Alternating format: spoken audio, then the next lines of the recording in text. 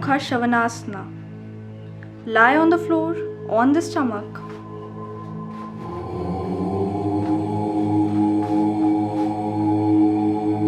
Face downwards. Keep the feet about 1 foot apart. The toes should point straight back. Place the palms on the floor by the side of the waist, the fingers pointing to the head. Inhale. Raise the head and trunk. Stretch the arms completely and push the head and trunk as far back as possible without resting the knees on the floor. Keep the legs straight and tighten at the knees, but do not rest the knees on the floor.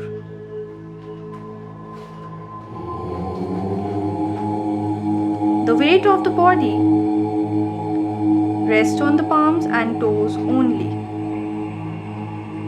The spine, thighs and calves should be fully stretched and the buttocks contracted tight. Push the chest forward. Stretch the neck fully and throw the head as far back as possible.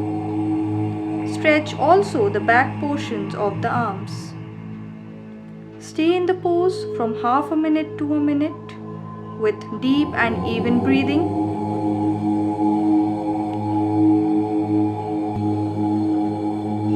The pose rejuvenates the spine and is especially recommended for people suffering from a stiff back.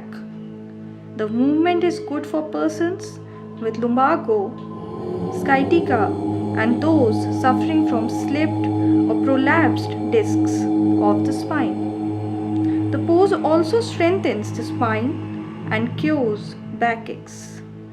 The blood circulates properly in the pelvic region and keeps it healthy. Relax, bend the elbows, release the stretch, lie down on the mat and then sit in Dandasana.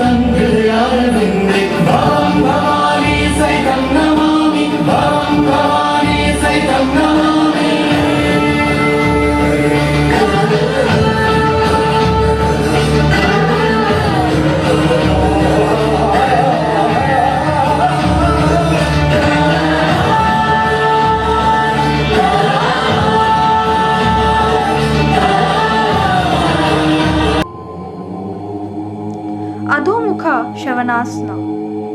Lie full length on the floor, on the stomach.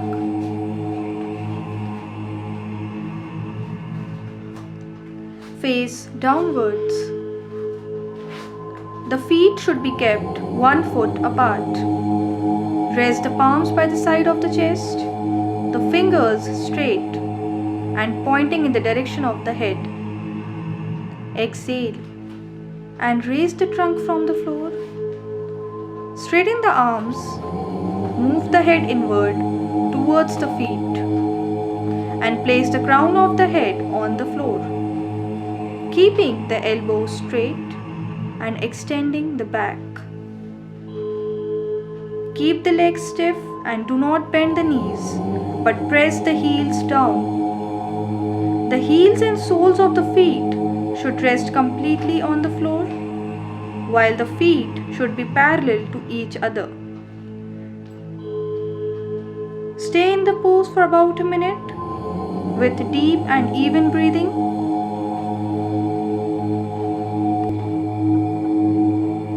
When one is exhausted, a longer stay in this pose removes fatigue and brings back the lost energy. The pose is especially good for runners who get tired after a hard race. Persons suffering from high blood pressure can also do this pose. Those who are afraid to do Sirsasana can conveniently practice this position. As the trunk is lowered in this asana, it is fully stretched and healthy blood is brought to this region without any strain in the heart. It regenerates the brain cells and invigorates the brain by relieving fatigue. Relax. Lift the head off the floor. Stretch the trunk forward and lower the body gently. And then sit in Dandasana.